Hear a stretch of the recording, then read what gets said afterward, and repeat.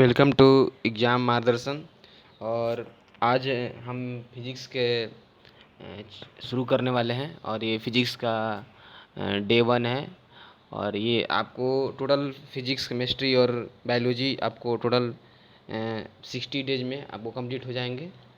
और आप ये जो फिज़िक्स केमिस्ट्री जो और बायोलॉजी जो आने वाले एग्ज़ाम्स जैसे कि NFC, nuclear full complex, NPCIL और डीआरडीओ में जो पूछे जाने वाले हैं, इसलिए हम आपको प्रोवाइड कर रहे हैं। तो चलिए शुरू करते हैं। सबसे पहले हमारा जो सीक्वेंस रहेगा वो रहेगा, जैसे फिजिक्स में स्टार्ट होता है, फिजिक्स पढ़ाएंगे, उसका से केमिस्ट्री, देन बायोलॉजी।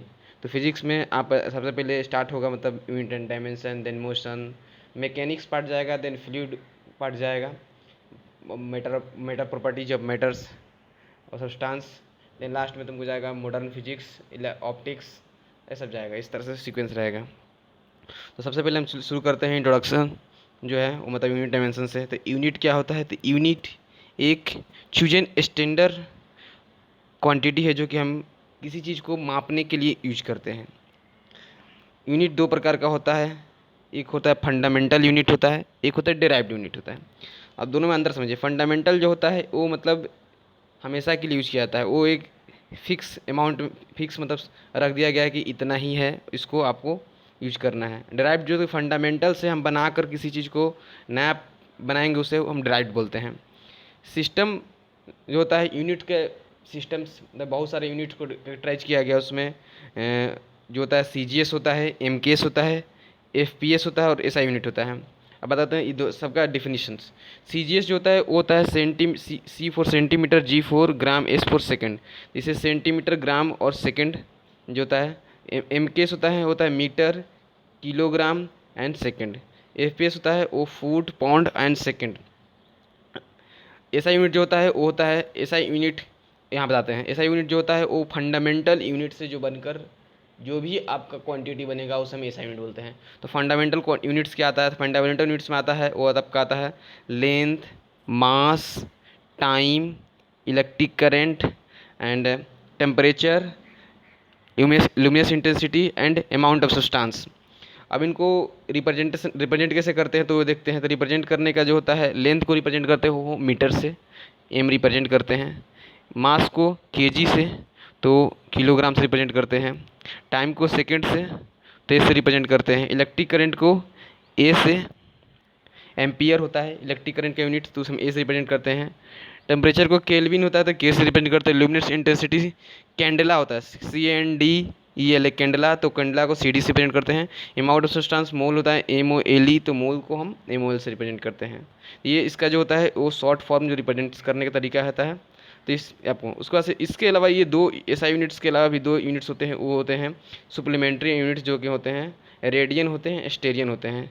रेडियन जो उसको बोलते हैं प्लेन एंगल बोलते हैं, स्टेरियन जो होता है वो सॉलिड एंगल होता है। तो आपको ध्यान रखना है कि इसके अलावा भी सुप्लीमेंट्री दो एंगल होते हैं, पूछे जाते हैं एग्जाम में कि कौन कौन सा है, तो वो है रेडियन जो कि प्लेन एंगल है, स्टेरियन जो है सॉलिड एंगल है। उसके बाद बात करते हैं कुछ यूनिट्स जो कि आपको ध्यान रखने हैं, जो कि बहुत ही ज़रूरी हैं। इनको आपको अभी थोड़ा ध्यान रखना है क्योंकि डायरेक्ट एग्जाम पूछ जाते हैं तो आप वहाँ पर निकालना मुश्किल होता है, लेकिन इसको डायरेक्ट फार्मूला से अभी आप निकाल सकते हैं, इसलिए आपको थोड़ा सा ध्यान रखना है। तो चलिए शुरू करते हैं। कुछ डेराइव्ड यूनिट जो कि डेराइव्ड जो होता है, जो फंडामेंटल से बनकर होते हैं उसे डेराइव्ड बोलते हैं। तो बात करते हैं। तो वॉल्यूम, वॉल्यूम जो होता है वो होता है उसका M0, मतलब वो लिख देना है, लेकिन आपको ध्यान रखना सिर्फ L3, ठीक है। L3 होता है। डेंसिटी जो का होता है वो ML के पावर -3 होता है। वेलोसिटी का होता है वो LT के पावर -1 होता है। एक्सेलरेशन का LT के पावर -2 होता है। एंगुलर वेलोसिटी एंड फ्रीक्वेंसी दोनों का जो होता है वो सेम होता है, वो होता है T के पावर -1। ये सब आपको बाद में जैसे जैसे पढ़िएगा तो आपको उसका पता चल जाएगा कि कैसे निकाला जाता है, क्योंकि फार्मूला से ही डायरेक्ट निकल जाता है, लेकिन आपको एग्जाम में टाइम कम रहता है, इसलिए आपको डायरेक्ट याद रखना है। मोमेंटम का जो होता है और इम्पल्स का जो होता है ML T के पावर -1 होता है। फोर्स का होता है ML T के पावर -2 होता है। SI यूनिट्स में उसे न्यूटन से रिप्रेजेंट करते हैं। वर्क और एनर्जी का होता है ML² T के पावर -2 जो होता है, इसे यूनिट्स SI यूनिट जूल होता है इसका। पावर का जो होता है वो होता है ML² T के पावर -3। और pressure stress and modulus elasticity, ये तीनों का जो होता है वो होता है यूनिट सेम होता है, वो होता है एम एल के पावर -1 टी के power -2। Torque end moment of inertia जो होता है एम एल स्क्वायर टी के power -2। Angular momentum and Planck constant दोनों का सेम होता है, वो होता है एम एल स्क्वायर टी के पावर -1। कोफिशिएंट ऑफ विस्कोसिटी का जो होता है वो होता है एम एल के पावर -1 टी के पावर -1। सरफेस टेंशन का होता है एम एल टी के पावर -1। यूनिवर्सल ग्रेविटेशन कांस्टेंट जो कैपिटल जी होता है उसका जो क्या होता है वो होता है एम के पावर -1 एल के पावर -3 टी के पावर -2। जो बात करते हैं हम कि लेटेंट हीट का जो होता है एल स्क्वायर टी के पावर -2। स्पेसिफिक हीट का होता है एल स्क्वायर टी के पावर -2 के पावर -1। ये जितने भी आपके सामने ये लिखे हुए हैं आप देख रहे हैं ये सभी इंपॉर्टेंट्स हैं। इंपॉर्टेंट्स मतलब कि ये पूरी एग्जाम में आने के इनसे चांसेस बनते हैं, क्योंकि ये जो होता है कॉमन से थोड़ा सा हटके हैं और जो एग्जाम में जो पूछे जाते हैं बच्चे लोग को कन्फ्यूज करने के लिए वो यही पूछे जाते हैं। तो इस आप लोग को ये ध्यान से याद कर लेना है, ठीक है। उसके अलावा कुछ चीज़ कभी कदार जो होता है एग्जाम्स में पूछे रेलवे वगैरह वगैरह, और बहुत से सिंपल सवाल उन लोगों को देने का मन रहता है तो ये सब भी पूछ देते हैं कि किसी चीज़ को प्रीफिक्स मतलब कैसे कोई भी से डेसीमीटर होता है तो 10 के पावर -1 लिखते हैं, तो वो मतलब वो कैसे उस प्रीफिक्स का मतलब क्या वैल्यू होता है उस तरह से आपको ध्यान रखना है कि डेसी अगर रहेगा तो उसमें 10 के पावर -1 होता है, सेंटीमीटर 10 के पावर -2 होता है, मिलीमीटर 10 के पावर -3 होता है, माइक्रो मतलब 10 के पावर -6 होता है, नैनो में 10 के पावर -9 होता है, पीको में 10 के पावर -12 होता है, फेंटो में 10 के पावर -15 होता है, ऑटो में 10 के पावर -18 होता है, जिप्टो में 10 के पावर -21 होता है, ऑक्टो में 10 के पावर -24 होता है। उसी तरह से इसका इधर पॉजिटिव में भी होता है डेसी, डी से डेसी था, डी से डेका 10 के पावर 10 होता है, हेक्टा 10 के पावर 2 होता है, किलो जैसे किलोग्राम जैसे आप देखते हैं तो 10 के पावर -3 होता है, मेगावाट आप सुने होंगे तो उसका 10 के पावर 6 होता है, जीगा 10 के पावर -9 10 के पावर 9 होता है, सॉरी, टेरा 10 के पावर 12 होता है, टी से टेरा, टी से अब 12 देख सकते हैं, ठीक है, 12 देख सकते हैं, पेंटा से पेंटा पे से ध्यान रख सकते हैं आप, इस तरह से ध्यान रख सकते हैं तो 10 के पावर 15 होता है, ठीक है। उसके बाद बात करते हैं एक्सा, तो एक्सा जो होता है वो 10 के पावर 18 होता है, जेप्टा 10 के पावर 21 होता है, ओटा जो होता है वो 10 के पावर 24 होता है। तो यहाँ देख सकते ओक्टा और ओटा देख सकते हैं दोनों में 24 ही हैं, तो इस तरह से आप याद रख सकते हैं। उसके बाद बात करते हैं कि उसके अलावा जो कुछ के विद्यालय एग्जाम में पूछ दिए जाते हैं कि किसी चीज़ का वैल्यू कितना होता है, वैल्यू भी याद रखना बहुत ही ज़रूरी होता है, तो इसलिए वैल्यू अब ध्यान रखिएगा, बहुत बार पूछ दिया जाता है एग्जाम में कि वैल्यू क्या होता है इसका। तो आपको याद रखने से लाइट ईयर सबसे जो पूछने जाने वाली चीज़ है कि लाइट ईयर, तो लाइट ईयर पहला पूछा जाता है कि लाइट ईयर जो होता है वो किस चीज़ का यूनिट है। फर्स्ट सवाल बनता है कि लाइट ईयर किस चीज़ का यूनिट है, आपको ध्यान रखना है कि लाइट ईयर एक डिस्टेंस मापने का यूनिट है, उससे हम डिस्टेंस मेजर करते हैं, ध्यान रखना है। लाइट ईयर एक्चुअल होता क्या है, तो लाइट ईयर होता है distance travel by light in 1 year in vacuum. अगर वैक्यूम मतलब क्या होता है, जहाँ पर एयर के प्रेजेंस ना हो, तो एयर के एब्सेंस में अगर लाइट ट्रेवल करता है 1 साल में कितना ट्रेवल करता है उसको हम बोलते हैं लाइट ईयर, 1 लाइट ईयर। तो 1 लाइट ईयर का जो वैल्यू होता है वो होता है, आपको ध्यान रखना है 9.46 इंटू 10 के पावर 15 ध्यान रखना है। 1 एस्ट्रोनॉमिकल यूनिट, और एस्ट्रोनॉमिकल यूनिट जो होता है वो होता है 1.5 इंटू 10 के पावर 11 होता है, ठीक है। उसका से 1 पर्सियन जो होता है वो होता है 3.0 इंटू 10 के पावर 16, इसे बोलते हैं 3.26 लाइट ईयर भी बोल सकते हैं। तो ध्यान रखना, इसको बहुत बार पूछ दिया जाता है कि 1 पर्सियन जो होता है वो कितने लाइट ईयर के बराबर होता है, तो आपको ध्यान रखना है ये भी कि 3.26 लाइट ईयर के बराबर होता है, ठीक है। 1 नॉटिकल माइल, और उसे सी माइल भी बोलते हैं, समुद्र मापने के लिए यूज किया जाता है एक्चुअल में ये, तो होता है वो 6020 फीट होता है।